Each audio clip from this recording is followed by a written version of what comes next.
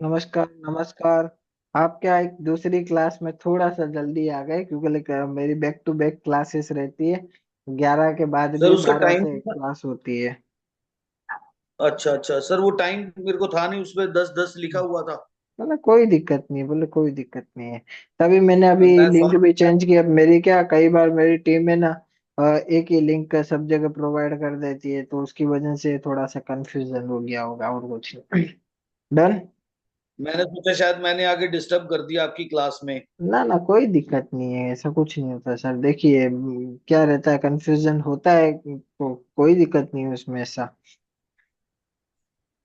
और बाकी बताइए सर, कल का सेशन के बाद आपको वो थोड़ा सा क्लियर हो गया, कौन सा माइंड क्या करना है, कौन सा जगाना है, कौन सा सुलाना है? मेजर जी लोगों सर, को वो मेरे क्लियर हो गया। हो गया, क्लियर हो गया जी। डन। अब एक और चीज को समझेंगे। आज की जो क्लास होगी ना, वो माइंड के रूल से रिलेटेड है। तो माइंड के रूल को समझना बहुत ज्यादा जरूरी है हमारे लिए, एज अ हीलर या हिप्नोथेरेपिस्ट के लिए। तो माइंड के बेसिक्स रूल तो मैंने आपको कल समझाए थे। माइंड के इसके अलावा भी कुछ और एडिशनल रूल्स होते हैं, कुछ और नियम्स होते हैं, कुछ और प्रैक्टिसिंग होती है, जिसके वजह से हम लोग हिप्नोटिज्म क्रिएट करते हैं।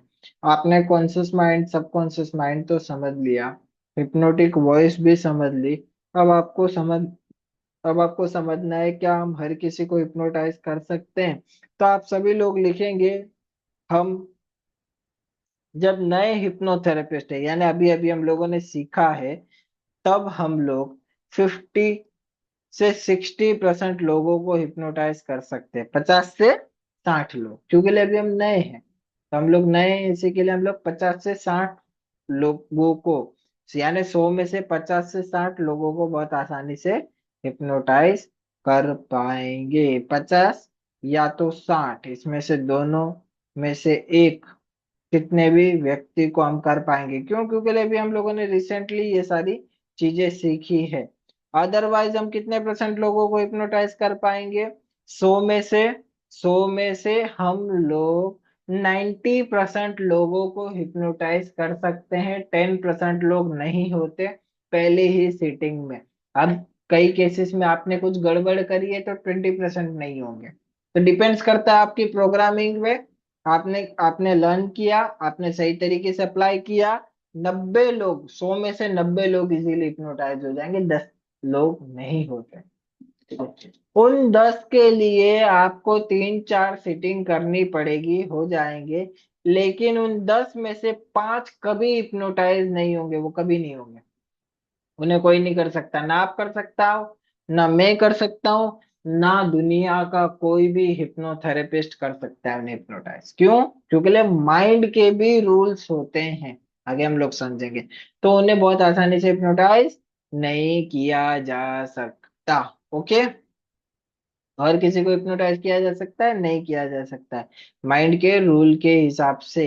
अब आते हैं एक विधि के अंदर, त्राटक विधि। आप में से कई लोगों ने कल पूछा होगा, त्राटक क्या था, त्राटक कैसे होता है, त्राटक प्रक्रिया की क्यों जरूरत पड़ती है, या त्राटक प्रक्रिया हमें क्यों करना है? तो त्राटक प्रक्रिया का मेन उद्देश्य क्या है, या त्राटक करने का मेन पॉइंट या मेन कारण क्या है, या क्यों हमें त्राटक की जरूरत पड़ती है? तो सबसे पहले आपको समझना है कि त्राटक एक ऐसी प्रक्रिया है। तो लिखेंगे त्राटक क्या होता है?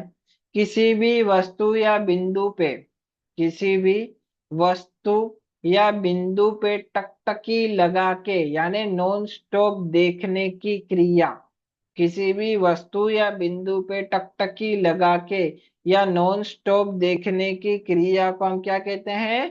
त्राटक। सिंपल। यानी किसी भी वस्तु या बिंदु पे टकटकी लगा के देखने की क्रिया को हम क्या कहते हैं? त्राटक। यानी आप किसी भी वस्तु या बिंदु पे अगर नॉन स्टॉप देखते हो, तो उस प्रक्रिया को हम लोग सिंपल भाषा में बोलेंगे त्राटक। त्राटक का सिर्फ इतना मतलब होता है कि किसी भी वस्तु या बिंदु पे टकटकी लगा के या आराम से नॉन स्टॉप देखना। ओके? त्राटक के मुख्यतर कितने प्रकार होते हैं? त्राटक के मुख्यतर 6 प्रकार होते हैं। ठीक है? 6 प्रकार भी बोलते हैं, कई लोग 8 बोलते हैं, कई लोग 12 बोलते हैं। अलग अलग लोगों के अलग अलग अनुभव होते हैं, जितने लोगों के अनुभव है उसके हिसाब से अलग अलग बोलते हैं। तो त्राटक के ऐसे बहुत सारे प्रकार बताए गए हैं, उसमें से कुछ लिखेंगे। पहले लिखेंगे बिंदु त्राटक। पहला बिंदु त्राटक। पहला बिंदु त्राटक। बिंदु यानी, आगे समझाऊंगा बिंदु त्राटक क्या होता है, कैसे किया जाता है, उसके अंदर क्या क्या होता है। तो पहला हमारा होता है बिंदु त्राटक।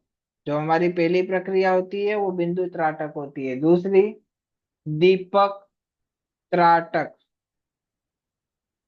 दूसरी दीपक त्राटक। दूसरी क्या है? दीपक त्राटक। तीसरी मिरर त्राटक। मिरर त्राटक। मिरर त्राटक। चौथी ज्योति त्राटक।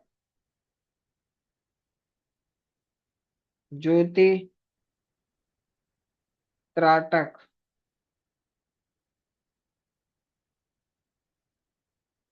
उसके अलावा लिखेंगे, उसके अलावा सूर्य त्राटक और चंद्रमा त्राटक भी होता है। सूर्य त्राटक और चंद्रमा त्राटक भी होता है। कई लोग छाया पुरुष त्राटक भी करते हैं। छाया पुरुष यानी हमजान सिद्धि। ठीक है। तो ये तांत्रिक विधियों में ज्यादातर इस्तेमाल होते हैं। कई लोग जो तांत्रिक प्रक्रिया करते हैं ना, उसके लिए हमजान सिद्धि करते हैं। तो 1 सेकेंड ना। Hello. Hello.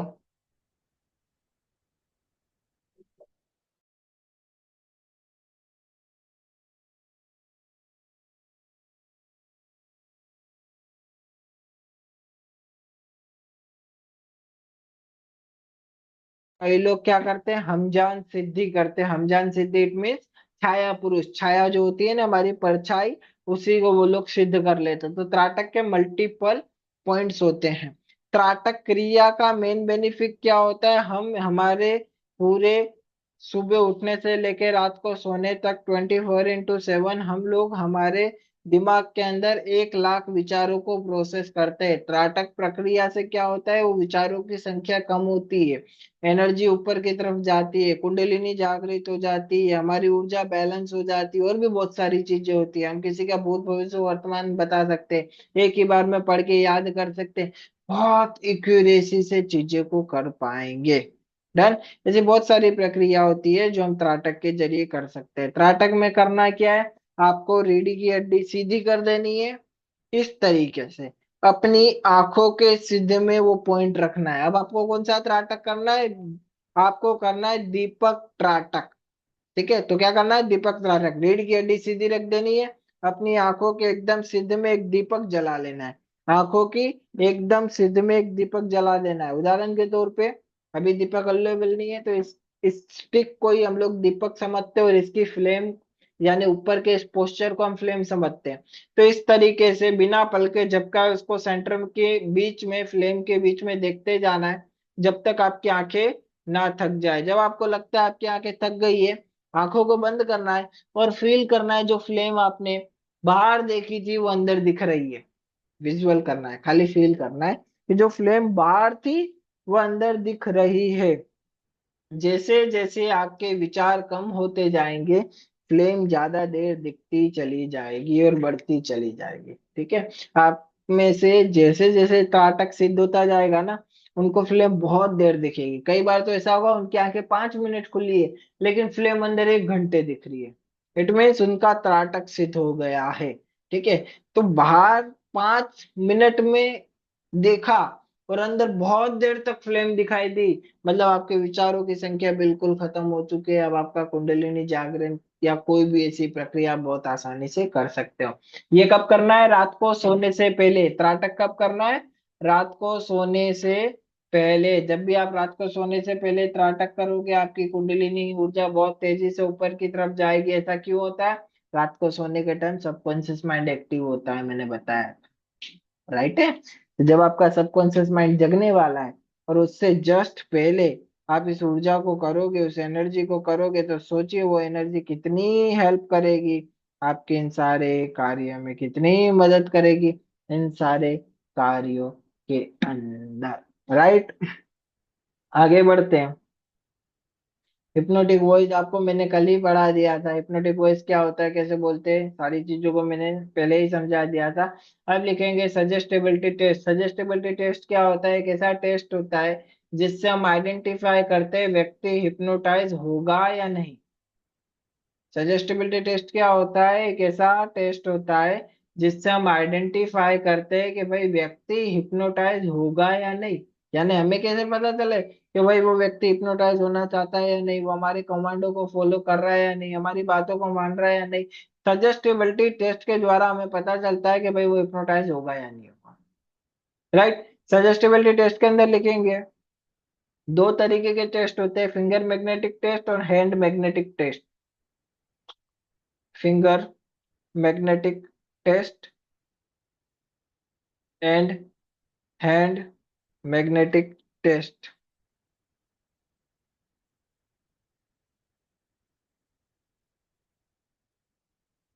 Finger magnetic test and hand magnetic test. अब लिखेंगे पहले, सॉरी, पहले प्रैक्टिकल करेंगे। सभी लोग अपने हाथ को, पेन को रख देंगे, शरीर को शांत कर देंगे और आरामदायक स्थिति में बैठ जाएंगे। दो टेस्ट होंगे, finger magnetic test and hand magnetic test and hypnotic voice. ठीक है? तो आप सब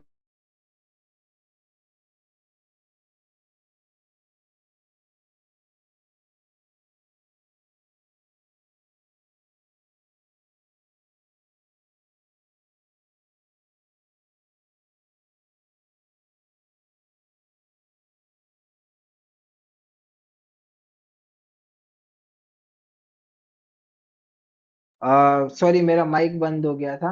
एक लंबी गहरी सांस लेंगे और छोड़ेंगे। एक लंबी गहरी सांस लेंगे और छोड़ेंगे। आंखों को बंद करते हुए लंबी गहरी सांस लेंगे, छोड़ेंगे। ऐसा आप 5 बार करेंगे। लंबी गहरी सांस लेंगे और छोड़ेंगे।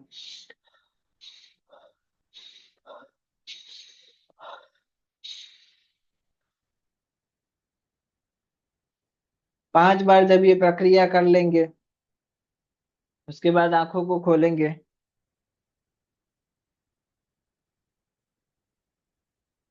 अपने हाथ को इस तरीके से लॉक करेंगे और जब मैं बोलूंगा तब ये वाली फिंगरों को, अंगूठे के इधर जो फिंगर है, अंगूठे के इधर जो फिंगर है, इन दो फिंगर को इस तरीके से अलग करेंगे जब मैं बोलूंगा तब। राइट? जब भी मैं आपको बोलूंगा तब आप इन दोनों फिंगर को इस तरीके से अलग करेंगे, बस। राइट? आराम से बैठ जाएंगे। नाउ फिंगर को अलग करेंगे और उसके सेंटर में देखेंगे, एक पावरफुल मैग्नेट आपके दोनों फिंगर को बहुत तेजी से नजदीक खींच रहा है। बहुत ही तेजी से आपकी फिंगर नजदीक आती जा रही है, और तेजी से नजदीक आती जा रही है, और क्लोज आती जा रही है, और क्लोज आती जा रही है, और क्लोज आती जा रही है। आपकी फिंगर बहुत तेजी से नजदीक आ रही है, और तेजी से नजदीक आ रही है, और तेजी से नजदीक आ रही है। चिपकती चली जा रही है, और चिपकती चली जा रही है, और चिपकती चली जा रही है, और चिपकती जा रही है। आपकी फिंगर चिपकती जा रही है, और चिपकती जा रही है, और चिपकती जा रही है, और चिपकती जा रही है, और चिपकती जा रही है, और चिपकती जा रही है, और चिपकती जा रही है। नाउ रिलीज, फ्री छोड़ देंगे, फ्री छोड़ देंगे। अपने फिंगरों को फ्री छोड़ देंगे, हाथ को फ्री छोड़ देंगे, हाथ को इस तरीके से रब करेंगे बहुत तेजी से, जितनी तेजी से कर सकते हैं। नाव अपने दोनों हाथों को इस तरीके से लंबा कर लेंगे, आंखों को बंद कर लेंगे और फील करेंगे आपके दोनों हाथों के बीच में एक पावरफुल मैग्नेट लगा हुआ है। ये मैग्नेट थोड़ा थोड़ा हाथों के बीच में गैप कम करेंगे, जिनका बहुत ज्यादा गैप है, सिर्फ इतना गैप रखेंगे जितना एक नॉर्मल छोटी सी बॉल का होता है, या फिर 1 इंच का, बस। अब अपनी आंखों को बंद करेंगे और फील करेंगे आपके दोनों हाथों के बीच में एक पावरफुल मैग्नेट है। इतना पावरफुल मैग्नेट है कि आपके दोनों हाथ आपस में बहुत तेजी से नजदीक खींचे चले आ रहे हैं। बहुत ही तेजी से आपके हाथ नजदीक खींचे चले आ रहे हैं और खींचे चले आ रहे हैं। ऑटोमेटिकली आपके हाथ नजदीक नजदीक नजदीक, आपके हाथ बहुत ही तेजी से क्लोज आ रहे हैं और क्लोज आते जा रहे हैं और क्लोज आते जा रहे हैं। आपके हाथ बहुत ही तेजी से नजदीक आ रहे हैं और तेजी से नजदीक आ रहे हैं। आपके हाथ इतनी तेजी से नजदीक आते जा रहे हैं, वो मैग्नेट का पावर मैंने 200 गुना बढ़ा दिया। आपके हाथ और तेजी से नजदीक आ रहे हैं। वो मैग्नेट का पावर मैंने 300 गुना बढ़ तेजी से बढ़ा दिया। आपके हाथ आपस में इतने टाइट खींचे चले आ रहे हैं, इतने टाइट खींचे चले आ रहे हैं कि बिल्कुल चिपकते जा रहे हैं, बिल्कुल चिपकते जा रहे हैं और चिपकते जा रहे हैं। फील कीजिए, आप अपने फ्रेंड फैमिली में से, घर में से जिसे भी प्यार करते हैं उसके बारे में सोचिए, और जैसे जैसे सोचते जाएंगे मैग्नेट का पावर और बढ़ता चला जाएगा। उनके प्यार की ताकत से मैग्नेट का पावर और बढ़ता जा रहा है और आपके हाथ और नजदीक आ रहे हैं।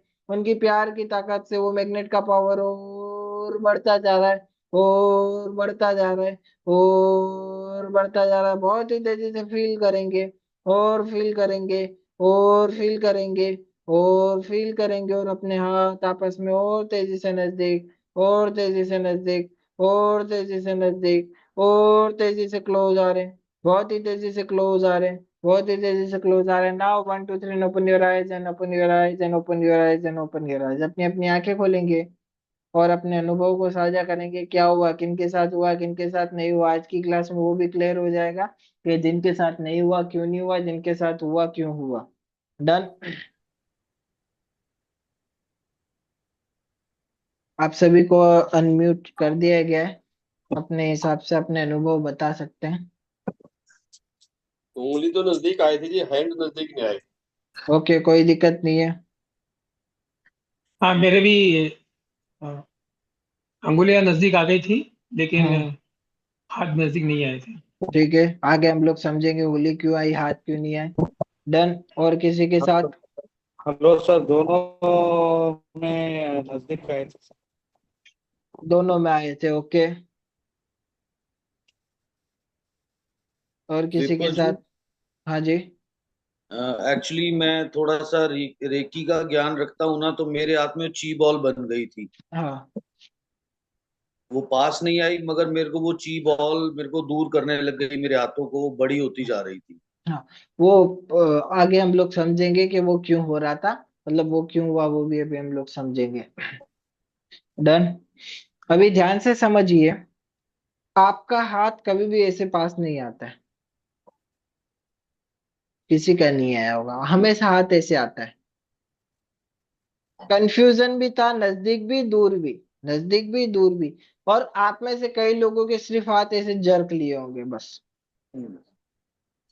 राइट। तो जब भी इस एक्सरसाइज को करो, आपको नोट करना है कि उसका हाथ ऐसे तो नहीं आ रहा है, मतलब नाटक कर रहा है, हिप्नोटाइज नहीं होगा। वो सिर्फ और सिर्फ आपके पास टाइम पास करना है, आपके कमांड को फॉलो नहीं कर रहा है। आप बोल रहे हो आंखें बंद करके फील करो, वो बोल रहा है क्यों करो, ऐसे करके ही दिखाओ। वो आपके साथ सपोर्ट नहीं कर रहा है।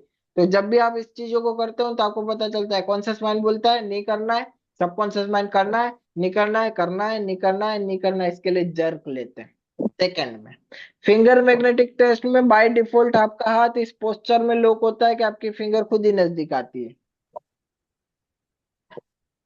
But slow. ठीक है, ये क्यों करा है मैंने? ताकि आपके दिमाग में एक फाइल क्रिएट कर पाऊं, कुछ हो रहा है। क्या हो रहा है? कुछ हो रहा है। इसको करने की वजह से आपके दिमाग में एक फाइल क्रिएट हो गई, कुछ होने वाला है और ये हो गया, ये नहीं होगा, ये ट्रिक नहीं है, ये साइंस था। ये उस फाइल का कमाल था जिसकी वजह से आपके हाथ नजदीक आए या दूर आए या जर्क लेने लग गए। अगर नजदीक आए या दूर आए या सिर्फ जर्क भी लिया, इट मीन्स आपका सबकॉन्शियस माइंड आपकी बात सुन रहा है। आपका सबकॉन्शियस माइंड ट्रेन है, आपका सबकॉन्शियस माइंड उस चीज को समझ पा रहा है। तो सबकॉन्शियस माइंड क्या, रिपीटेशन की भाषा समझता है। तो आपने नोट किया होगा, जब मेरी वॉइस लाउड हो रही थी और नजदीक आ रहे और नजदीक आ रहे, तो थोड़ा फोर्स बढ़ रहा होगा, थोड़ा नजदीक आने की टाइमिंग बढ़ रही होगी। कंपैरेटिवली जब मैंने चालू किया था तब के मुकाबले धीरे धीरे बढ़ता है। डन। हुआ था ऐसा? ये क्या है?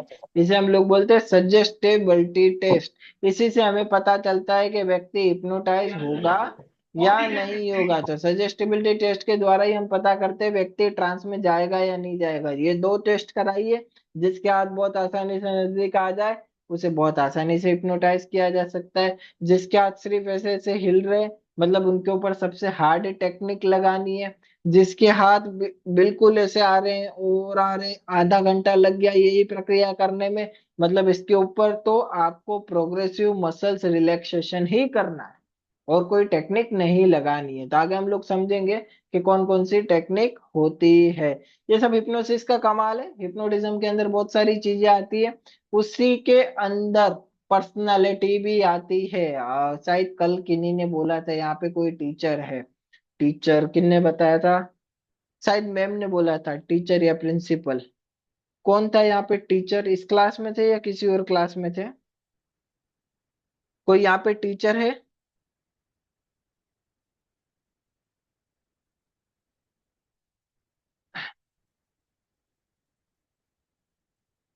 हेलो? नहीं, आवाज नहीं आ रही है। ठीक है, हम लोग आगे समझते हैं। अगर आवाज आवे तो आप अनम्यूट ही आप बोल लीजिएगा। और टीचर का यहाँ पे क्यों रोल आया मैं आपको बताता हूँ। एक क्लास के अंदर 40 स्टूडेंट या 10 स्टूडेंट या 20 स्टूडेंट मिनिमम होते हैं। हम एक टीचर सारे स्टूडेंटों को पढ़ाता है। उसमें से कई स्टूडेंट पास हो रहे हैं, कई फेल हो रहे हैं, कई एक आधा व्यक्ति फर्स्ट आता है, एक सेकंड आता है, एक थर्ड आता है, बाकी लोगों के पासिंग मार्क्स के भी वांदे हैं या फेल हो जा रहे हैं। क्यों हुआ ऐसा? किसी को आइडिया? टीचर एक ही, एजुकेशन एक ही, पढ़ाने का तरीका एक ही, पढ़ा हुआ नॉलेज भी एक ही, नोटबुक के पैटर्न ऑलमोस्ट चीजें एक ही, होमवर्क एक ही, तो क्यों कई स्टूडेंट फेल हो गए, कई स्टूडेंट पास हो गई, एक व्यक्ति फर्स्ट आया बाकी सेकंड और थर्ड आया? सेकंड आने वाला फर्स्ट क्यों नहीं आया, थर्ड आने वाला फर्स्ट क्यों नहीं आया? किसी को पता क्या कारण हो सकता है? किसी को जरा सा भी आइडिया हो या नॉलेज हो तो बताइए, फिर अपन आगे समझते, नहीं तो मैं बताता हूँ।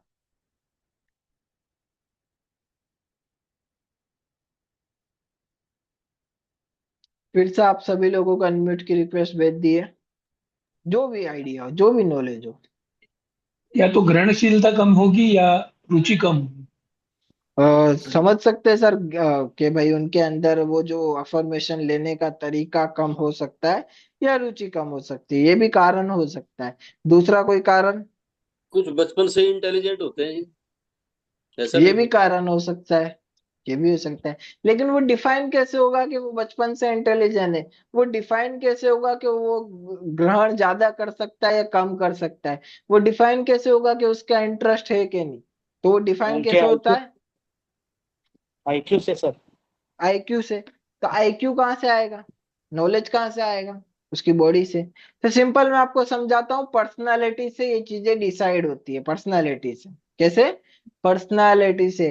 व्यक्ति के पास नॉलेज हर किसी के पास है। उदाहरण के तौर पे हमारे पास एक मैम भी है, तो बहुत आसानी से हम लोग अभी समझेंगे। और आप में से जितने मेल है वो तो आपस बहुत ही आसानी से समझ जाएंगे, ठीक है? तो मैं आपको उदाहरण भी दूंगा, चीजों को क्लियर भी करूंगा। सिंपल मैं आपको एक चीज समझाता हूँ। हमारे माइंड के अंदर डेटा जाने के भी अलग अलग माध्यम होते हैं। क्या होते हैं? माध्यम या रास्ते। हमारे दिमाग के अंदर ऐसा नहीं है सुन लिया डेटा चला गया, ऐसा नहीं होता है। अलग अलग लोगों के अंदर अलग अलग तरीके से डेटा जाता है। पूरी दुनिया के अंदर मुख्यतः ये 4 तरीके की पर्सनालिटी होती है। कितनी? 4।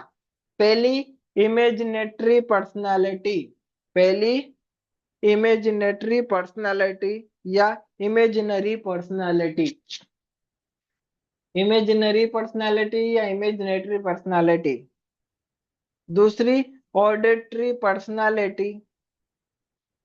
Auditory personality. तीसरी, विजुअलेटरी पर्सनालिटी।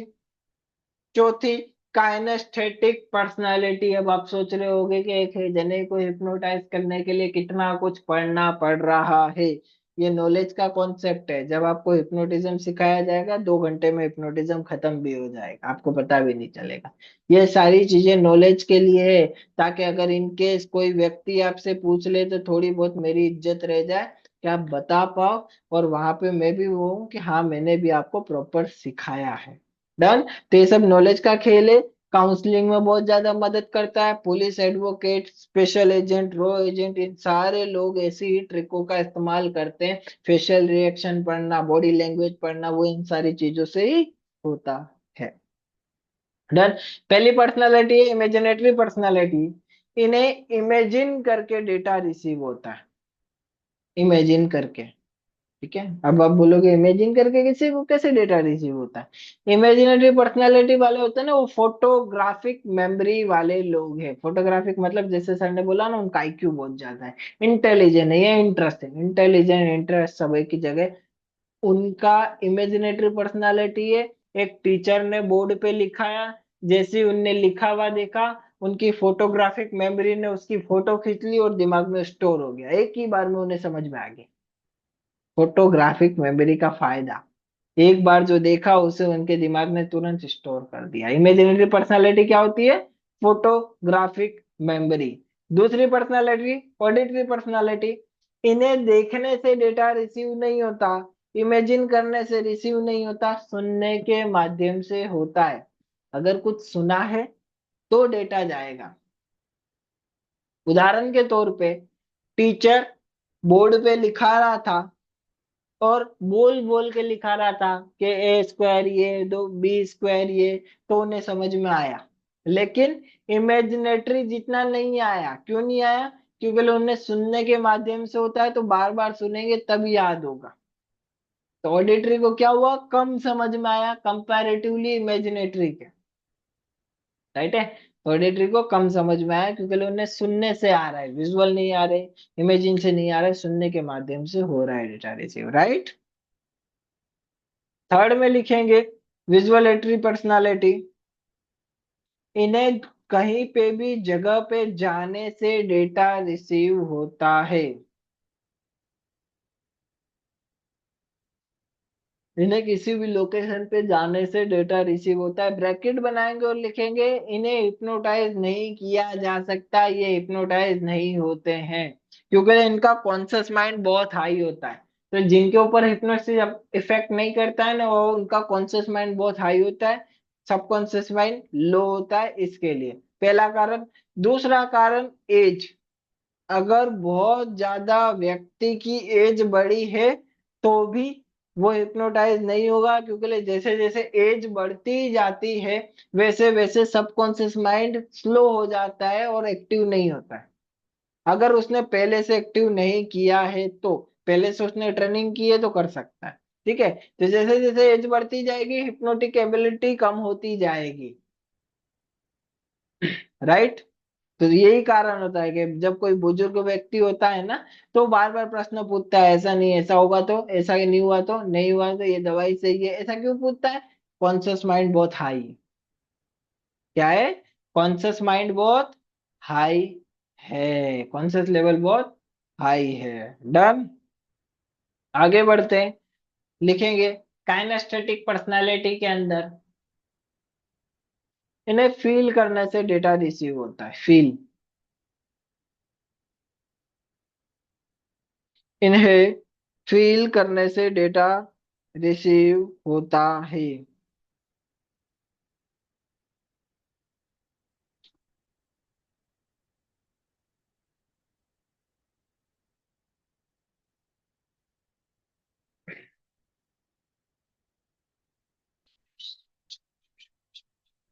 अब एक और चीज समझेंगे। जैसे मैंने आपको बताया कि उदाहरण के रूप में इमेजिनेटरी, लड़के अक्सर इमेजिनेटरी हो सकते, अक्सर बोल रहा हूँ, मेजर केसेस में नहीं, लेकिन लड़के अक्सर इमेजिनेटरी होते हैं। काउंसलिंग के अंदर भी इस चीज को हम समझते हैं। लड़कियां अक्सर ऑडिटरी होती है, लड़कियां अक्सर ऑडिटरी होती है। इसी के लिए आप देखिएगा, लड़कों को अगर कोई बार बार बोले ना, यार तुम ये नहीं कर रहे हो, यार तुम ये नहीं कर रहे हो, लड़के चिढ़ जाते हैं, यार क्या बार बार बोल रहे हो, इरिटेट हो जाते हैं, उन्हें गुस्सा आ जाता है। होता है, जब उन्हें कोई बार बार बोलता है ना, उन्हें चिड़चिड़ापन आता है। लेकिन लड़कियों में उल्टा है। आपने, अगर किसी लड़की ने या आपके वाइफ ने या आपके मदर ने, वाइफ का ही उदाहरण लेते हैं, वाइफ ने कुछ अच्छा खाना बनाया या कुछ पहली बार खाना बनाया है, आपके पास ला के रखा, आपने खाया, मस्त खाना खा लिया, उनने पूछा कैसा बनाया, आपने बोला उन्हें डेटा गया ही नहीं, उन्हें समझ में आया ही नहीं कि आपने क्या बोला, अच्छा हाँ ना, उनको गया ही नहीं। अब आपके बुरे दिन चालू हो गए 2 दिन के लिए। क्यों? क्योंकि उन्हें समझ में नहीं आया कि आपने अच्छा बोला है या बुरा बोला। आपने खाली ऐसा भी बोल दिया ठीक है, तो भी नहीं। उन्हें क्या चाहिए? नहीं, खाना अच्छा बना है, बढ़िया बना है। एक बार में डेटा रिसीव नहीं होता है ऑडिटरी को। इसी के लिए आपने देखा होगा गर्ल्स को हमेशा 2-3 बार बोलना पड़ता है, प्लीज ना, अरे प्लीज ना, अरे प्लीज ना। क्यों बोलना पड़ता है? डेटा नहीं गया है। अगर वो प्रॉपर ऑडिटरी है तो। हर गर्ल्स ऐसा नहीं है कि होती ही है। तो काउंसलिंग जब हम करते हैं ना, रिवर्स काउंसलिंग, तब आपने देखा होगा हस्बैंड और वाइफ या बॉयफ्रेंड और गर्लफ्रेंड दोनों अच्छे रिलेशन में, दोनों के बीच में प्यार भी है, दोनों के रिलेशन अच्छे हैं, दोनों एक दूसरे को समझ रहे हैं, लेकिन कुछ टाइम बाद रिलेशन में प्रॉब्लम आ गई। अब दोनों की जब आप काउंसलिंग करोगे तो आपको पता चलेगा लड़का भी अपनी जगह सही है, लड़की भी अपनी जगह सही है, लेकिन दोनों झगड़ रहे। क्यों झगड़ रहे? लड़के ने उसे बोला, इमेजिन, लड़के ने उसे बोला यार मैं आपको बहुत खुश रखूंगा, जिंदगी भर आपके साथ रहूंगा, आप भी मेरे साथ रहना, हम बहुत हैप्पी रहेंगे। उसने क्या किया? वो इमेजिनेटरी है, तो उसने सोचा मैं इसको इमेजिन कराता हूँ कि आपको मैं ऐसे रखूंगा, बस आप ये करना। अब लड़के को ये लग रहा है कि लड़की समझ चुकी है, लेकिन वो समझी? उसे सुनना है, उसे वही चीज सुननी है। तो वो दिमाग में उसके डेटा गया ही नहीं है। और वो गया ही नहीं है तो क्या होगा? झगड़े। सिमिलर, लड़की बार बार बोलेगी उसी चीज को, लड़का सुनना नहीं चाहता, लड़का इमेजिन करना चाहता है, वापिस झगड़े। तो काउंटर, ये जो प्रॉब्लम है, काउंटर अगर पर्सनालिटी है तो भी रिलेशन इशू होते हैं। ठीक है, तो जितने लोगों के आगे चल के रिलेशन बिगड़े या बहुत ज्यादा बिगड़ जाते, क्यों बिगड़ जाते? काउंटर पर्सनालिटी, काउंटर पर्सनालिटी की वजह से वो दोनों एक दूसरे को अपनी बातें समझा नहीं पा रहे, बस कर रहे नहीं, ऐसा नहीं है, एक दूसरे के लिए कुछ नहीं कर रहे, अफोर्ड नहीं कर रहे, एक दूसरे के लिए ट्राई नहीं कर रहे, ऐसा कुछ भी नहीं है। वो दोनों एक दूसरे को अपनी बातें नहीं समझा पा रहे। और इन सब में सबसे खतरनाक पर्सनैलिटी होती है काइनेस्थेटिक। क्यों? उन्हें फील करने से, बस फील करने से डेटा रिसीव होता है। फील करने से इट मीन्स, अगर मैं आपको बोलूं कल्पना कीजिए आप बारिश हो रही है, मैं आपको बोलूं कल्पना कीजिए बारिश हो रही है, आप इमेजिनेटरी हो तो सुन लोगे हाँ बारिश हो रही है, कुछ फोटो दिखने लगेगी। मैं बोलूंगा कल्पना कीजिए बारिश हो रही है और बारिश की बूंदों की आवाज महसूस कीजिए, ऑडिटरी हो तो आप महसूस कर लोगे, राइट? काइनेस्थेटिक को कैसे फील कराओगे? कल्पना कीजिए बारिश हो रही है, उसे तो बारिश में नहाएगा तो ही फील होगा, यानी बारिश की बूंदे स्किन पे गिरेगी, तो उसे क्या बोलना है? कल्पना कीजिए आप बारिश में खड़े हैं, बारिश की बूंदे आपकी स्किन पे गिर रही है, अब वो फील कर पाएगा। तो कौन होते काइनेस्थेटिक? काइनेस्थेटिक वो पर्सनालिटी है, अगर बारिश हो रही है तो वो अंदर नहीं बैठ सकते, वो बाहर जाएंगे फील करने। कोई अच्छा इन्वायरमेंट है तो अंदर नहीं रह सकते, वो बाहर जाएंगे फील करने। सिंपल, समझ में आ गया चारों पर्सनल? कंफ्यूजन हो तो अभी पूछ लीजिएगा, फिर हम लोग आगे बढ़ेंगे। डन? आगे बढ़ते हैं थोड़ा सा। पर्सनालिटी आइडेंटिफाई करने का तरीका, सबसे पहले मेरी तरफ देखेंगे। जब भी किसी व्यक्ति को हिप्नोटाइज करना होता है तो ऐसा नहीं डायरेक्ट बिठा दिया चलिए स्लिप हिप्नोटाइज, नो। पहले हम लोग बिठाएंगे, पूछेंगे क्या प्रॉब्लम है, क्या करेंगे? काउंसलिंग। क्या किया हमने? काउंसलिंग। क्या प्रॉब्लम है, कितने टाइम से, सारी चीजें। इसी के अंदर हम एक आधा ऐसा प्रश्न पूछेंगे जो 2-3 साल पुराना। कैसा? 2-3 साल पुराना कोई भी प्रश्न पूछ लेंगे जो ओल्ड हो, बहुत पुराना। जैसे हम ऐसा प्रश्न पूछेंगे ना, वैसे करेगा, क्या था? कौन है? इमेजिनेटरी। आपने देखा होगा कई अक्सर आपके फ्रेंड बोलते हैं यार अभी याद था, याद नहीं आ रहा, याद नहीं आ रहा, बिल्कुल दिमाग से स्विच हो गया है। कौन है? इमेजिनेटरी। सिंपल। आई बॉल ऊपर की तरफ चली जाएगी, पीछे की तरफ सबकॉन्शियस माइंड से डेटा देती, मांगती है, दे दे दे। इमेजिनेटरी। ऑडिटरी को आइडेंटिफाई करने का तरीका क्या है? हाँ और ना के सवाल पूछने मैंने पूछे थे आपसे। खाना खाया, आप में से कई लोगों ने हाँ बोला, कई लोगों ने ना बोला, लेकिन आपने अगर मैम का पैटर्न देखा हो तो उनमें से क्या था। ठीक है, ऑडिटरी पर्सनालिटी। ऑडिटरी पर्सनालिटी या गाने के फॉर्म में बोलेंगे हम्म, हम्म, इस तरीके से उनका हर जवाब कैसा होता है, गाने के फॉर्म में, सिंगिंग। हर पैटर्न सिंगिंग के फॉर्म में होगा। आप में से कई लोग देखिएगा, simple yes sir no sir, तो वो कैसे करेंगे, yes yes sir yes yes yes. गर्दन हिलाने की क्या बात थी, खाली यस और नो बोलना था, लेकिन वो यस सर। कौन है, ऑडिटरी। सिंपल। आगे समझते हैं। Kinesthetic personality. काइनेस्थेटिक पर्सनालिटी को आइडेंटिफाई करना है क्या है, थोड़ी देर आप उसकी तरफ देख रहे होगे या कुछ भी कर रहे होगे ना, वैसे करेगा,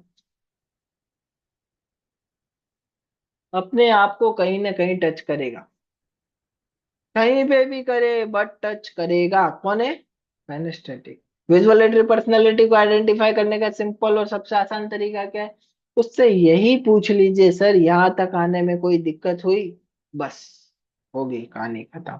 अरे सर क्या दिक्कत, मैं वहां से इतने बजे बैठा, रिक्शा वाले ने इतना लिया, वहां से टर्न लिया, वहां एक जगह पूछा आपके घर के आगे वहां बोर्ड है, वो हॉस्पिटल है, वहां से टर्न लिया, ये रहा, पहुंच गया। इतना डिटेल में layer by layer, image by image वो डेटा को स्टोर करता है, जितना कोई और पर्सनालिटी वाला नहीं करता। ये चार मुख्यतः पर्सनालिटी होती है। डन, क्लियर है सबको, कोई कंफ्यूजन। आगे बढ़ते हैं, आगे की चीजों को समझते हैं। कल से आपका हिप्नोटिज्म चालू हो जाएगा।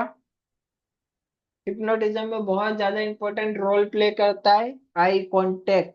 ये प्यार वाला आई कांटेक्ट नहीं है, नॉर्मल आई कांटेक्ट है।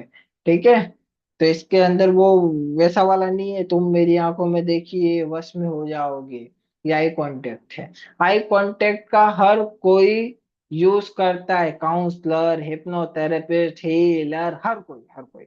पुलिस वाले भी देखिएगा, कोई आके बैठा होगा ना, वो ऐसे देखते रहेंगे। थोड़ी देर में सामने वाला खुद बोलता है साहब मैंने चोरी नहीं की, पुलिस वाले बोलते मैंने पूछा क्यों ऐसा हुआ। जब कोई व्यक्ति किसी को नॉन स्टॉप घूर के देखता है, कॉन्शियस माइंड बाईपास हो जाता है, सबकॉन्शियस माइंड जग जाता है, कॉन्शियस माइंड के अंदर एक डर आ जाता है, बैरियर आ जाता है, कुछ हो गया, इसको कुछ पता चल गया। जब पेरेंट्स अपने बच्चों को नॉन स्टॉप घूर के देखते हैं ना, आप देखिएगा बच्चे भी सच बोल देते हैं, ये मैंने नहीं किया था, ये इसने किया था, हमने पूछा भी नहीं। तो क्यों बोल दिया, क्योंकि लिए कॉन्शियस माइंड बाईपास हो गया, सबकॉन्शियस माइंड बोलता है बेटा बता दे तू पकड़ा गया। फिर पकड़ा गए हो या नहीं, सबकॉन्शियस माइंड तुरंत एक्टिव हो जाता है।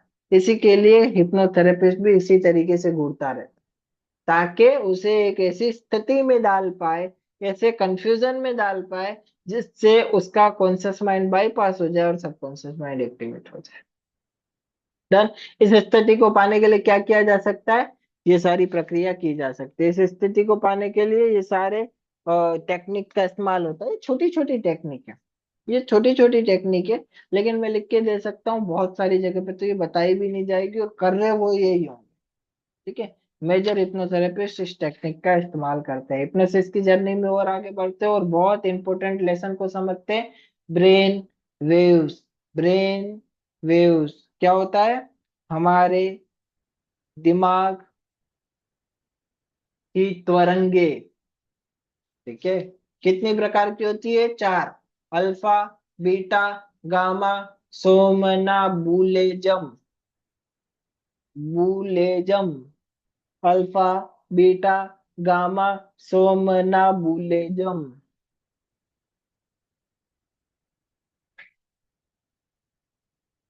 Alpha, beta, gamma, somnambulism.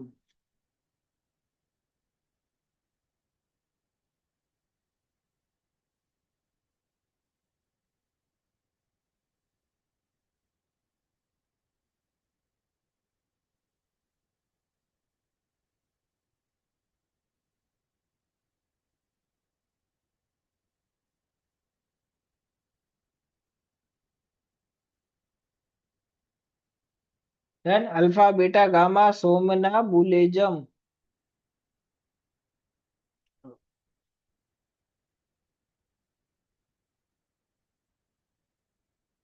अब आगे लिखेंगे, यहाँ पे जो लिखा हुआ है ना अल्फा के अंदर, क्या लिखा है, 8 से 12 गीगाहर्ट्ज, ये क्या है, फ्रिक्वेंसी, ये भी लिखेंगे। अल्फा 8 से 12 गीगाहर्ट्ज, बीटा 12 से 18 गीगाहर्ट्ज, गामा 18 से 22 गीगाहर्ट्ज, सोमनाबुलिज्म 22 से अनलिमिटेड, ये भी लिखेंगे। फिर मैं आपको बताता हूँ ये सब क्या होता है।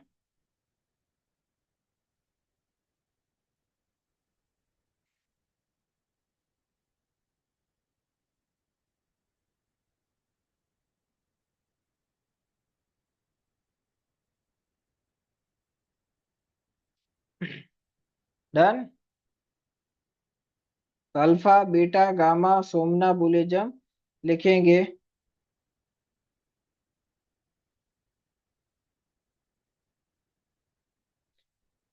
उसके अंदर के लेवल है, हिप्नोटिक लेवल है। हिप्नोटिक लेवल इट मीन्स क्या होता है, जैसा कि हमने समझा था, हमारा दिल धड़कता है, ठीक है। अ, उसी तरीके से हमारा ब्रेन की भी एक वाइब्रेशन होती है। वो वाइब्रेशन लिखाई है मैंने, 18 से 22, 22 से अनलिमिटेड, ऐसे अलग अलग वाइब्रेशन होती है। तो लिखेंगे अल्फा के अंदर क्या होता है, पहले लेवल पे लिखेंगे अल्फा। अल्फा के अंदर लिखेंगे ये हिप्नोटिज्म की पहली अवस्था है। ये हिप्नोटिज्म की पहली अवस्था है। जब भी व्यक्ति हिप्नोटाइज होता है सबसे पहले इसी अवस्था में जाता है, हिप्नोटिक अवस्था है, ये पहली अवस्था है। जब भी व्यक्ति हिप्नोटाइज होता है इसी में जाता है।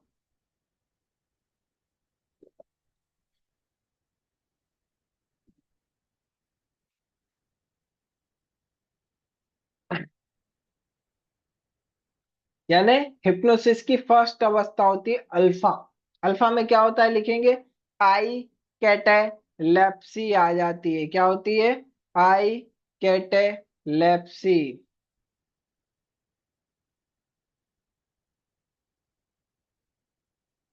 अल्फा के अंदर क्या होता है, आई कैटेलेप्सी आ जाती है, इस पीपीटी में है नहीं। आई कैटेलेप्सी इट मीन्स इंसान की आंखों पे आपका कंट्रोल आ जाता है। यानी जो हिप्नोथेरेपिस्ट है ना, उसका सामने वाले व्यक्ति की आंखों पे कंट्रोल आ गया, अब उसकी पलकें नहीं खुलेगी।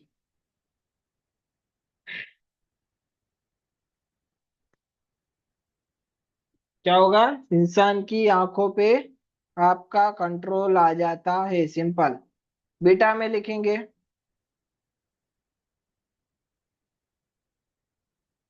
मसल्स कैटेलेप्सी।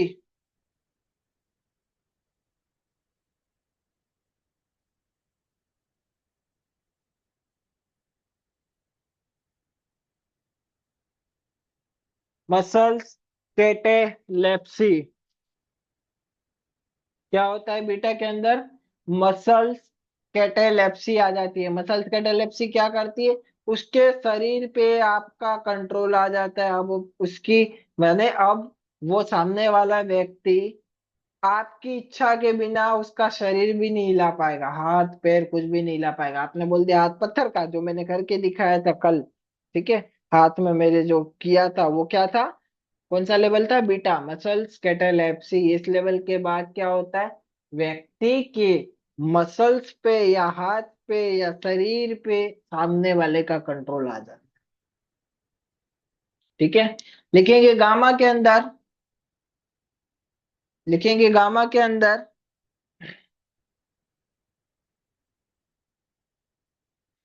ये इल्यूजन लेवल है। इल्यूजन यानी अब क्या होगा, व्यक्ति को आप खुली आंखों से बोलोगे वो दिखेगा, खुली आंखों से। देखिए आपके सामने सांप है दिखाई देगा, बिल्ली है दिखाई देगा, कुत्ता है दिखाई देगा, आप जो बोलोगे उसे खुली आंखों से दिखाई देगा। अब जो बोलोगे उसे खुली आंखों से ही दिखेगा।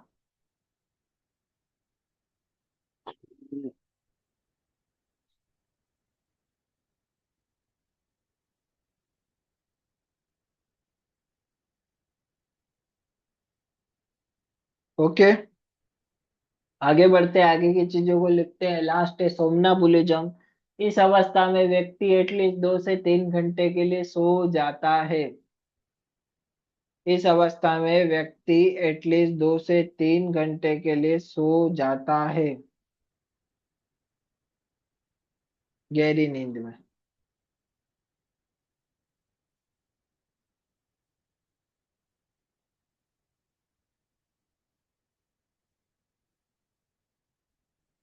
इसी के लिए ब्रैकेट करके लिख दीजिए, इस अवस्था में आपको इनिशियल डेज में नहीं जाना है, क्योंकि जब व्यक्ति हिप्नोथेरेपिस्ट के पास जा रहा होता है ना, वो अपने घर पे बोल देता है ये प्रॉपर्टी की चाबी, ये मोबाइल या यहाँ पैसे रखें, अगर इतनी देर में ना आऊं तो समझ जाना कि हिप्नोथेरेपिस्ट ने सब कुछ उगलवा लिया है। ठीक है, मतलब वो घर पे बोल के आया है कि भाई मैं 30-40 मिनट में आ जाऊंगा, और यहाँ 2 घंटे के लिए सो गया है, तो आप सोचिए कि उसके घर वाले कितने स्ट्रेस में। एक तो इंडिया के अंदर हिप्नोथेरेपिस्ट या हिप्नोसिस का नाम ही अलग है, वशीकरण। ठीक है, तो उसके लिए थोड़ा सा अलग लगता है, बाकी वास्तविकता में ऐसा नहीं होता है, लेकिन कई लोगों को डर लगता है।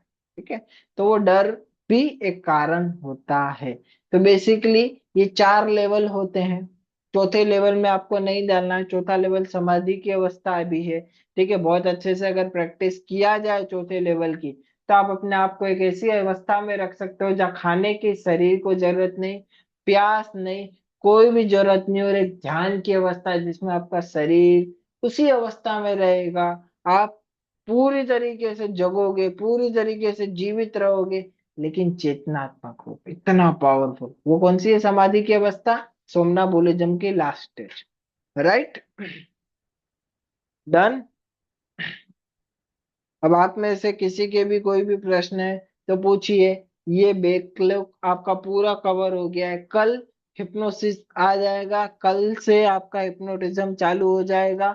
आपको इस तरीके का एक पेंडुलम मंगा लेना है, पेंडुलम से हिप्नोटाइज करना भी हम सीखने वाले हैं, और मल्टीपल टेक्निक कल से सीखने वाले हैं। तो कल से आपका बहुत फास्ट चलने वाला है, क्योंकि अभी तक जो चीजें थी वो सारा पुराना बेसिक सा, कल से आपका पूरा एडवांस लेवल स्टार्ट होगा।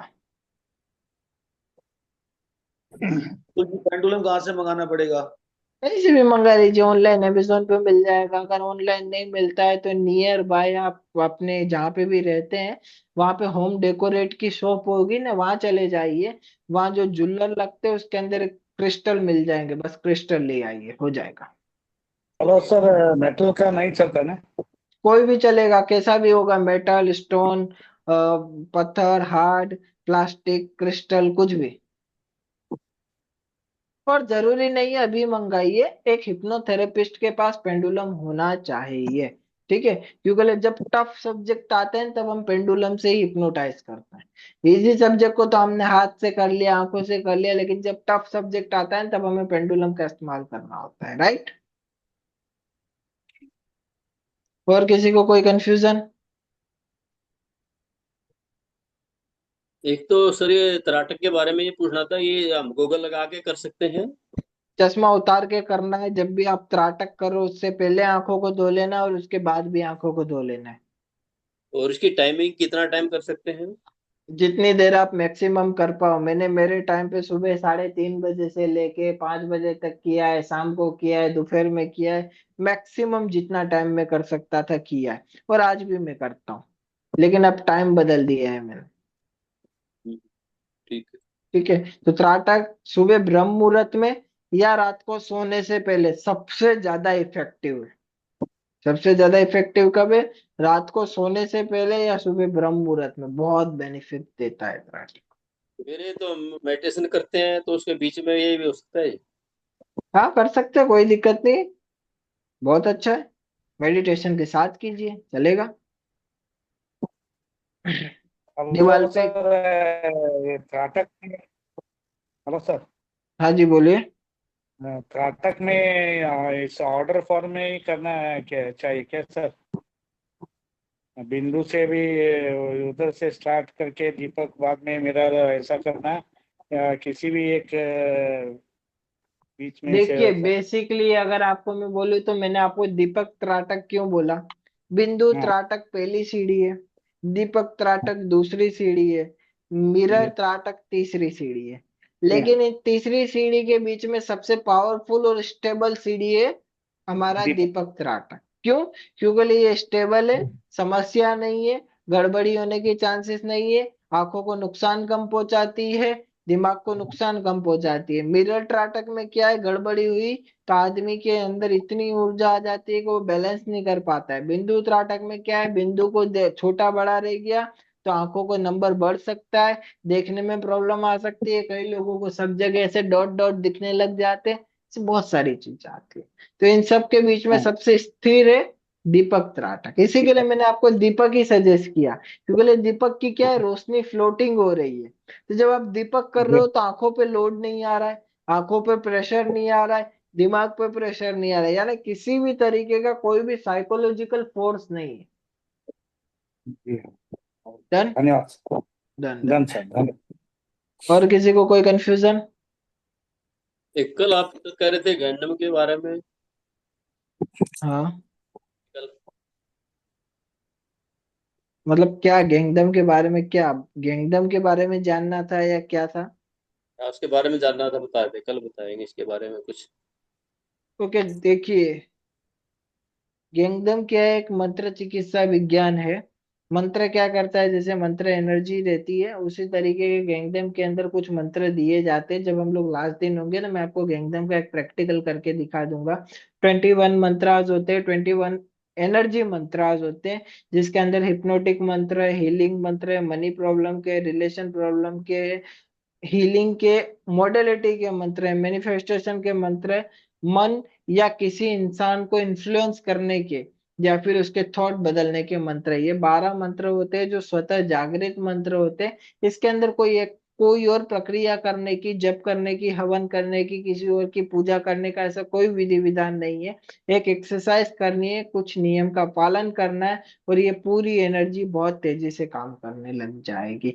आप में से किन के साथ मेरी बात हुई है मुझे नहीं आइडिया है, उनको मैंने एक ऑडियो भी भेजी थी, जिनमें उनने मेरे एक स्टूडेंट ने क्लियर किया था इस एनर्जी को यूज करके। ठीक है, तो हाँ, शायद संदीप सर से बात हुई थी, तो उनके पास वो ऑडियो भेजी, पड़ी हुई है, मैं ग्रुप में भी भेज दूंगा। मेरे स्टूडेंटों ने बहुत अजीबोगरीब एक्सपेरिमेंट कर रखे हैं, तो आइडिया आ जाएगा कि वो कैसी एनर्जी है, क्या क्या काम करवा सकते हो, बहुत सारी प्रक्रिया उसके द्वारा कर सकते हैं, बहुत सारी प्रक्रिया, ऐसी लिमिटेशन उसमें नहीं होती है। जहाँ मंत्र की जरूरत है, जहाँ रियल लाइफ एनर्जी है, वहां पे बात कर रहा हूँ। साइकोसोमेटिक डिजीज में नहीं। मुन्ना भाई की वो कौन सी पिक्चर थी जिसमें उसको गांधी जी दिखते थे, उसे केमिकल इनबैलेंसिंग बोलते हैं। वहां आप मंत्र से हीलिंग दोगे, ठीक हो जाए, ठीक हो जाए, नहीं होगा, वो क्या है, साइकोलॉजिकल, वो साइकोलॉजिकल। लेकिन वहाँ रियल लाइफ एनर्जी होती तो वहाँ हिप्नोसिस काम नहीं करता, सीबीटी काम नहीं करता, पास्ट लाइफ काम नहीं करता। वहां क्या काम करता, गेंगडम, मैग्नेटिज्म, रेकी या कोई और मोडेलिटी जो इस विज्ञान को जानती है, सिंबल साइंस पे हो, मंत्रों पे हो, या किसी पे भी हो, राइट। तो गैंगडम क्या है, अति प्राचीन महाभारत काल के कुछ मंत्र हैं जो तिब्बतियन भाषा में लिखे गए हैं, और हमारे पास अवेलेबल है। उस मंत्र की दीक्षा दी जाती है, 2 दिन आपका शक्तिपात होता है, कुंडलिनी बैलेंस होता है, कुंडलिनी जागृत होती है, उसको बैलेंस करके मंत्र को इंस्टॉल किया जाता है। फिर मैं आपको पीडीएफ देता हूँ, जिसके अंदर मंत्र, मंत्र का यूज के करने का तरीका और सारे पैटर्न लिखे। ओके। नहीं, हम थोड़ा रेखी का काम करते हैं। मैं रेखी में अगर कुछ की सपोर्ट मिलते है कि नहीं। मिलता है, बहुत सपोर्ट मिलता है। मेरे कई मेंटर ऐसे जो रेकी का यूज करते थे, लेकिन रेकी के साथ जब उनने गैंगडम यूज करना चालू किया तो एफिशिएंसी बहुत तेजी से बढ़ी। रेकी में कई लोग जो रेकी से नहीं जुड़ रहे, जो रेकी की ऊर्जा से कनेक्ट नहीं कर पा रहे, उनकी हीलिंग बहुत स्लो हो जाती है, या कई केसेस में वो हील भी नहीं हो पाते क्योंकि वो कनेक्ट नहीं कर पाते। गेंगडम में ऐसा नहीं है। गेंगडम में आपने मंत्रों को काम दिया है, उसका काम 110% होगा, होगा और होगा। ठीक है, तो वो डिस्टेंस से और ऑफलाइन दोनों माध्यम से होता है, लेकिन पैटर्न बहुत अलग होता है, पैटर्न बहुत अलग होता है। तो वो एनर्जी पे डिपेंड करता है, मैग्नेटिक फील्ड पे डिपेंड करता है, आपके हर जगह पे ये काम करता है। डन। और किसी को कोई कंफ्यूजन?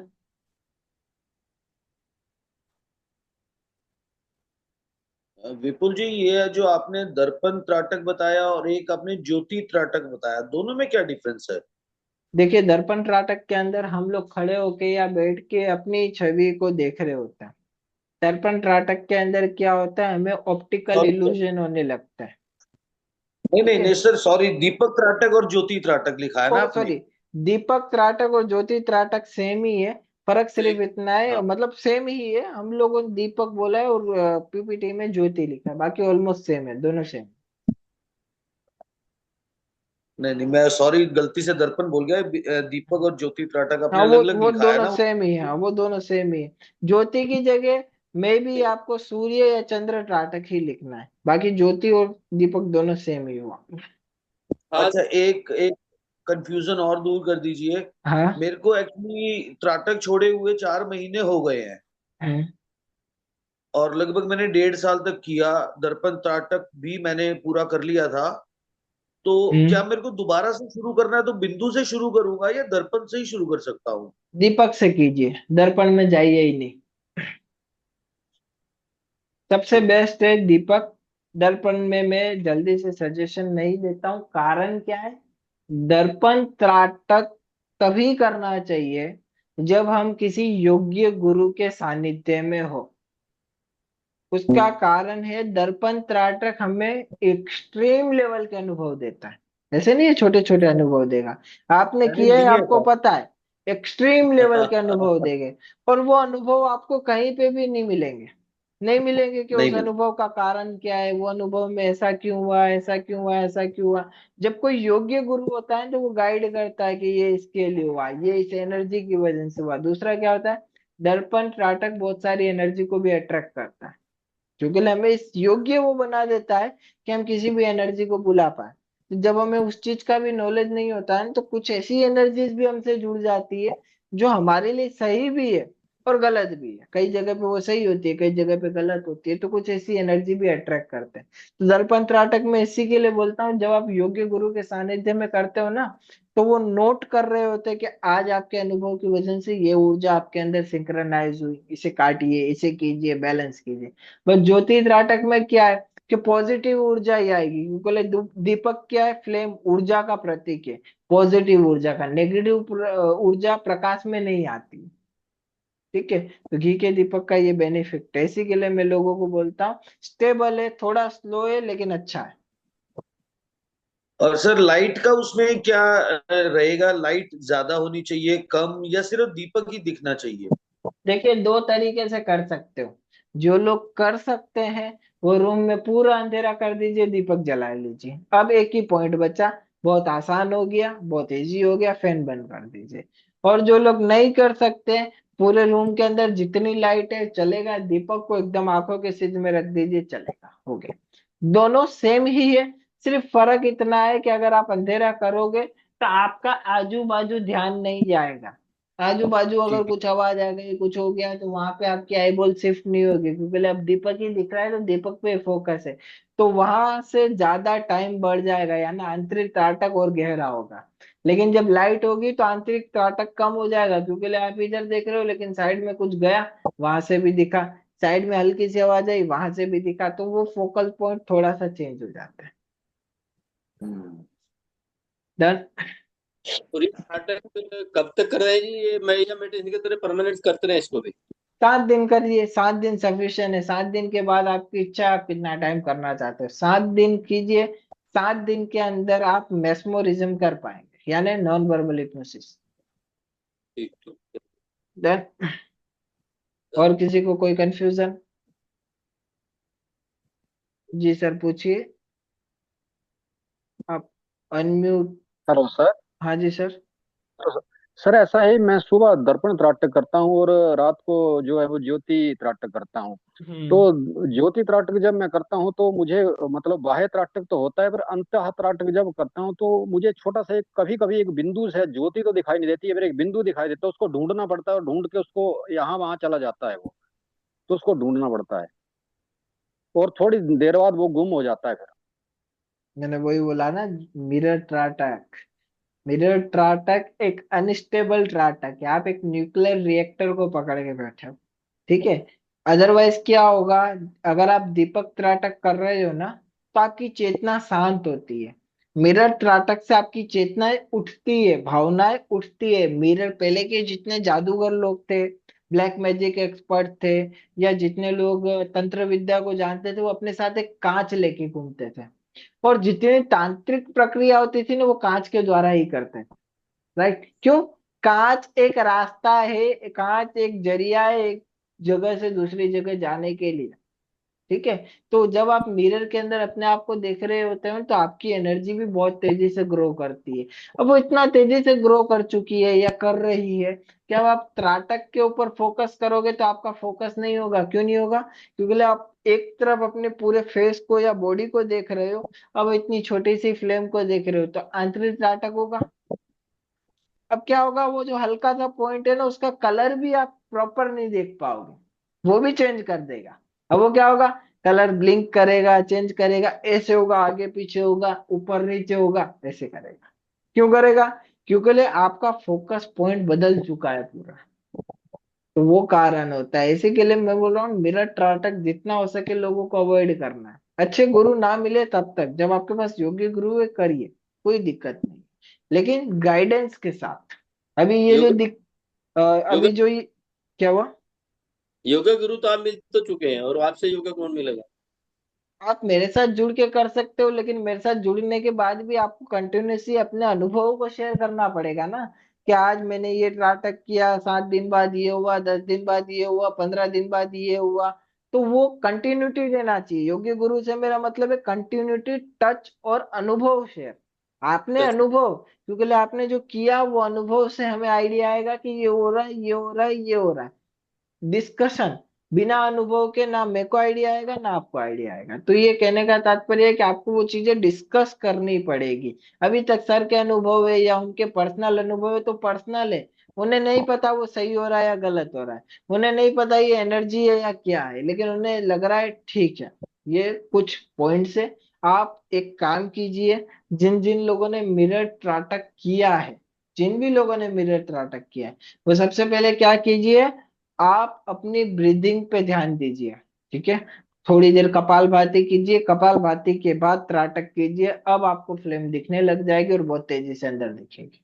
ठीक है, लेकिन कपालभाति के सेशन के बाद ही आपको दिखेगी, क्योंकि आप देखिएगा मिरर त्राटक के अंदर खाली एक ही त्राटक ही होता है, देख रही है बस, और कुछ नहीं कर रहे। दीपक त्राटक के अंदर दो चीजें होती है, पहला देखना, दूसरा आपकी सांसें भी स्लो हो जाती है, क्योंकि जब आप सांस ले रहे होते हो ना, सांसों से भी फ्लेम हिलती है। तो आप क्या करते हो, अपनी सांसों को थोड़ा स्लो लेने लगते हो ऐसे। क्या हो रही है, सांसें लंबी और गहरी भी होती जा रही है त्राटक के साथ। मल्टी बेनिफिट है दीपक त्राटक के, मल्टीपल बेनिफिट है। आप फास्ट सांस लोगे, फ्लेम बहुत हिलेगी, आप देख नहीं पाओगे, तो आपकी सांसें ऑटोमेटिकली आप स्लो कर देते हो। तो बहुत सारे कारण है इस त्राटक को करने के, बेनिफिट भी है। डन। और कोई, किसी को कंफ्यूजन? था कल आपने ब्रीदिंग के बताएंगे, हम्म। ब्रीदिंग के बारे में कल बात हुई थी, ब्रीदिंग बताएंगे आज। ब्रीदिंग का अब मैं कल कवर अप करूंगा, क्योंकि ऑलरेडी अपन काफी लेट हो गए। हाँ ये है कि कल मेरे को आपकी प्रिडिक्शन भी लेनी है, तो कल पहले मैं आपकी प्रिडिक्शन से स्टार्ट करूंगा, आप लोगों की एनर्जी से स्टार्ट करूंगा, ब्रीदिंग से, फिर हिप्नोटिज्म के अंदर हम प्रवेश करेंगे और हिप्नोटिज्म का प्रोसेस समझेंगे। तो कल उस पूरे कॉन्सेप्ट को हम लोग समझेंगे। ठीक है सर। डन। और किसी को कोई सर कंफ्यूजन? हाँ मैं जी। तो आज की वेट कर रहा था।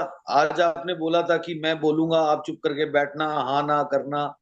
मैं तो वेट कर रहा था आज। कोई दिक्कत नहीं है, कल बता दूंगा। देखिए बेसिकली मैं आपको बोलूँ, आप अभी आपके जो गुरु है, मेरे को नहीं लगता कि एक है, मेरे को आपके साथ 5 गुरुओं का आभास हो रहा है। ठीक है, हो सकता है आपने एक बनाए हो या जितने बनाए हो, लेकिन 5 गुरुओं का आभास हो रहा है, जिसमें से 3 बहुत जागृत है, एक एक जो है ना वो भौतिक गुरु है। भौतिक मतलब एनर्जी फॉर्म में, बाकी बहुत हायर एनर्जी है। उसके अलावा आपकी जो ऊर्जा है, बैलेंस है। कुछ ऐसी तांत्रिक प्रक्रिया, उनसे आपको कोई भी फर्क नहीं पड़ेगा। कि जैसे तांत्रिक प्रक्रिया की अगर आपको बात की जाए ना, कि ऐसे 60 क्रम होते हैं, ऐसी विधि होती है, तो वो आपको ऐसा है कि ठीक है समझ में आती है, लेकिन आपको सीखने की जरूरत नहीं है। आपको उस विद्या को समझने की जरूरत नहीं है, लेकिन आपको पता है कि वो कैसे चल सकती है, या उसके पीछे क्या हो सकता है। उसको लेके डर भी नहीं है, उसको लेके ये भी नहीं है कि वो कुछ कर लेगा। ठीक है, आपको नहीं पता कि क्या होगा, कैसे करेगा, लेकिन वो डर नहीं है, कुछ भी नहीं है, तो वो कैसे हो रहा है। वो इनर पावर, आपकी इनर एनर्जी, या आपके जो पीछे जो बैठे हैं उनकी एनर्जी आपको गाइड करती है। कई केसेस में आपको कुछ चीजें सीखनी भी नहीं पड़ती, अंदर से ही चीजें आ जाती है। इसका जवाब ये है, ये चीजें हैं, वो भी आपकी इनर पावर है। कई बार आपको प्रिडिक्शन आती है लेकिन आप इग्नोर कर देते हो, ये आपका एक लूप होल है। ठीक है, लूप होल बोलूंगा कि कई बार आपको दिखता है कि ये, कई बार आप बोल देते हो हाँ ये होना है, ठीक है, या ये हो सकता है, आपको आभास हो गया लेकिन आपने सोचा छोड़ो, ड्रम है। वही चीज होती है, वही घटना होती है ऐसी कई बार सर मेजर मैं तो, केसेस में। जैसे आप और मैं बात कर रहे हैं, मैं एनर्जी से ऐसे बात करता हूँ। हम्म।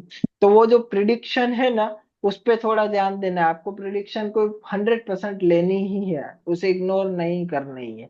ठीक है, इग्नोर करोगे तो थोड़ा सा दिक्कत होगा। बाकी देखिए, हायर एनर्जी काफी सारी आपके पास है, काफी सारी है, एक नहीं काफी सारी है। वो कितनी है वो तो आपको भी आइडिया नहीं है, क्योंकि किसकी है वो भी आपको आइडिया नहीं, कहाँ से मिली वो भी आपको आइडिया नहीं है। हाँ ये है कि आपके पास है, ठीक है, और अचानक से नहीं जुड़ी है, ये भी है कि अचानक से नहीं जुड़ी है, लेकिन जुड़ती चली गई है। ठीक है। सर 25 ईयर्स हो गए मेरे को इस लाइन के अंदर, हम्म। तो सोचिए, भक्ति लाइन, 25 साल हो गए मेरे को। कितनी एनर्जी अभी आपके पास एकत्रित होगी। ठीक है। वही सर आपसे क्लियर करना था ना मुझे थोड़ा सा इस अपने बारे में। और दूसरा, आप जो एनर्जी को क्लैरिटी से देख पाते हो, मतलब आपको ऐसा नहीं है कि एनर्जी एकदम इंसान की जैसे दिख रही है, आभास के माध्यम से है, क्लैरिफाई है, एकदम शेडो नहीं है, बहुत ज्यादा क्लियर नहीं है, बट है कि आपको समझ में आ रहा है हाँ यहाँ एक एनर्जी है, या यहाँ एनर्जी हो सकती है, या ये एनर्जी का जवाब हो सकता है। चेतना को थोड़ा और ऊपर ले जाना है तो वो ह्यूमन शरीर के रूप में भी दिखेगी आपको। ठीक सर है। उसका तरीका समझना है मेरे को आपसे। उसका तरीके के लिए ना, मैं जब पास्ट लाइफ करूंगा ना तब आपको गाइड कर पाऊंगा कि शरीर कैसे डेवलप होता है। क्यों बोले, अभी तक आपको वो क्लैरिटी से, मतलब आभास है, हाँ कुछ है बाजू में, लेकिन दिख रहा हाँ नहीं है। एनर्जी हाँ है लेकिन दिख रही नहीं है। एनर्जी हाँ। बात कर रही है, आवाज नहीं आ रही है, चेतना ही आ रही है, आवाज नहीं आ रही है। अभी भी मतलब कनेक्शन है, लेकिन उस हद तक नहीं है जितना बहुत प्रोफेशनल, जो बोलते हैं ना दिग्गज सन्यासियों का होता है, उस हद तक नहीं है, लेकिन है। तो वो धीरे धीरे बिल्ड होगा, उसे बिल्ड करने के लिए थोड़ा और अपने थर्ड आई पे और ऊर्जा पे काम करना पड़ेगा आपको। उसका भी मैं पैटर्न बताऊंगा, उसके साथ वो चीजें हो जाएगी। ठीक है सर, ठीक डन। है। और भी बहुत सारी चीजों को लेंगे धीरे धीरे। आपके कुछ एनर्जी को आपने कुछ मंत्र भी लिए थे, ठीक है, जो आपने बीच में छोड़े हुए हैं, जो मुझे जी। आ रहा है, वो मंत्र को छोड़ने नहीं चाहिए थे, वो हाईली एनर्जेटिक मंत्र थे, जहां तक मैं देख पा रहा हूँ। बहुत अपने आप में शक्तिशाली मंत्र थे, आपने क्यों छोड़े वो आपके पर्सनल रीजन है, मुझे नहीं पता, लेकिन वो मंत्र की ऊर्जा आज भी आपके साथ है, आज भी वो आपके मुझे, लिए काम कर हाँ, रही है। जिसे आप कहते हैं ना, मतलब किसी ने मुख से नहीं दिए मुझे, आए वो कि ये मंत्र होने चाहिए, ऐसे बोलने हैं, ऐसा जाप की विधि है, मुझे वो सब ऐसे मिले हैं। बस तो वो कहीं से भी मिले हो, देखिए मैंने आपको बोला ना, आपको चित्रात्मक रूप में आएगा डेटा, आपको कुछ चाहिए उसका नॉलेज भी आ जाएगा, वो बहुत सारी चीजें आपको आती जाएगी। वो एनर्जी है, बहुत पावरफुल एनर्जी है। ठीक है, उनके पीछे एक नहीं पूरी चेन है, जिन चेन का जिक्र की अभी परमिशन नहीं दी है, अदरवाइज मैं नाम भी बोल देता, लेकिन उनकी सार्वजनिक रूप में अलाउ नहीं किया गया है कि भाई उनका नाम लिया जाए। ठीक है, ऐसी एनर्जी खुल के बाहर नहीं आती है कि मैं ही हूँ, तो उस साइड जाने का कोई मतलब नहीं है। हाँ लेकिन वो है कि वो आपको पता है किनकी एनर्जी है। ठीक है, आभास है थोड़ा बहुत, ठीक है, तो जिस तरफ आपका आभास है उन्हीं की, लेकिन प्रॉपर उनकी नहीं, उनके अंदर की एक शक्ति है, ये बोलेंगे मैं। ठीक है, कि उनके अंदर की एक शक्ति है जो ये करवा रही है या बता रही है, और भी आने वाले टाइम पे ऐसी एनर्जी जुड़ेगी। उसके अलावा एक और चीज को शायद आप सर्च कर रहे हो या ढूंढ रहे हो, या कोई एक ऐसी विधि या कोई टेक्निक या कोई ऐसी चीज या कोई ऐसा ज्ञान जो आप ढूंढ रहे हो, या जिस चीज को आप चाह रहे हो, ठीक है, उसको आपको उस एनर्जी से थोड़ा अलग रखना है। अगर कोई चाह हो ऐसी कुछ पाने की, या फिर कोई ऐसी अवस्था पाने की, या कोई ऐसी ज्ञान की बहुत लंबी चाह हो, तो उसे थोड़ा सा एनर्जी से अलग रखिए, क्योंकि वो एनर्जी आपको वो चाह की तरफ अगर बहुत तेजी से लेके जाएगी ना, तो बहुत सारी चीजें छूट जाएगी रास्ते में। ठीक है, रास्ते में छूट जाएगी मतलब हमें कार्मिक बंधनों में रहना पड़ता है, यहाँ के बंधनों में भी रहना पड़ता है, नहीं तो कई बार हमारा मन हो जाता है छोड़ो चलो बस इसी को पूरा समझना है। ठीक है, तो अगर एनर्जी ने किया ना तो बिल्कुल छोड़ो चलो वाला सीन आ जाएगा, क्योंकि तब ऐसा फ्लो हो जाता है, तब इतना पावरफुल एनर्जी आ जाती है कि वो आ जाएगा। दूसरा, आप ब्रह्मांड से भी ज्यादा कनेक्ट कर पाओगे या करते होगे, आप ब्रह्मांड तत्व से ज्यादा जल्दी जुड़ जाओगे कंपैरेटिवली अदर किसी भी तत्व से। अगर आप स्पेस में जा स्पेस के बारे में सोचोगे तो स्पेस में आप खो सकते हो, क्योंकि आपके पास जो एनर्जी है वो स्पेस की एनर्जी ब्रह्मांड की है। ठीक है, जी तो कई बार लोगों को आता है ब्रह्मांड कैसा है, अनंत ब्रह्मांड बनाने वाला स्वामी कैसा होगा, अनंत ब्रह्मांड कितना बड़ा हो सकता है, वहां पे आप खो जाओगे। और वहां जो आपका मेडिटेशन होगा ना, 4 घंटे 5 घंटे 6 घंटे 7 घंटे चलता चला जाएगा। ठीक है, वहां आपको नहीं पता चलेगा कि आप कितनी देर उस अवस्था में थे। लेकिन ब्रह्मांड तत्व से, क्योंकि आपकी ब्रह्मांड तत्व की एनर्जी है, तो आपकी भी एनर्जी विशाल काय है, तो आपको हमेशा लगता होगा कि अपने अंदर ही आपके पास एक बहुत चीज है जो अपने आप में एक अलग ऊर्जा रखती है या ताकत रखती है या हर चीज को समझने की क्षमता रखती है, या आप किसी के भी बारे में कुछ भी दे सकते हो ये भी। ठीक है, कि भाई कोई भी व्यक्ति बैठा है तो आप बता दोगे हाँ इसके ये है, इसका ये इसका ये इसका ये बहुत आसानी से। क्यों? क्योंकि आपके साथ में चलने वाली एनर्जी का वो प्रभाव है कि आपको वो दृढ़ विश्वास है कि हाँ मेरे को पता चल जाएगा, वो चीजें हो जाएगी, वो चीजें घटना हो सकती है। डर, बाकी कुछ हो तो आप बताइए। सर, मैं पिछले 2 साल से करेक्ट नहीं कर पा रहा हूँ एनर्जी से। मैंने आपको बोला ना, आपको डिस्ट्रक्शन के साथ उस एनर्जी को साइड रख के चलना है, जो आपका मेन चीज है। वो कल जब मैं आपको क्लियर करूंगा ना, तो मैं आपको पूरा क्लियर कर दूंगा कि क्यों कनेक्ट नहीं कर पा रहे थे। कुछ हीलिंग मॉडलिटी आपने भी की थी दूसरे लोगों की, जिसके डिस्ट्रक्शन में आपकी एनर्जी भी डिसबैलेंस हुई, बहुत ज्यादा नहीं हुई, ऐसा नहीं कनेक्ट नहीं कर पा रहे हो, कनेक्ट कर पा रहे हो, लेकिन पहले जितना नहीं कर पा रहे हो, स्टेबल नहीं है, स्टेबल नहीं है, टेबल। कनेक्शन आ रहा है जा रहा है, आ रहा है जा रहा है, कुछ क्षणों के लिए वो फीलिंग्स नहीं है, पहले की जैसी फीलिंग्स नहीं है, स्टेबल नहीं है। यानी ठीक है, ऐसा लग रहा है कि ओके है, पहले आया थोड़ा सा फिर बीच में ब्रेकआउट हो गया, बहुत स्टेबल नहीं है। उसको करने के लिए एक चीज मैं बताऊंगा, कल आप करेंगे तो हो जाएगा वो स्टेबल। डन? ठीक।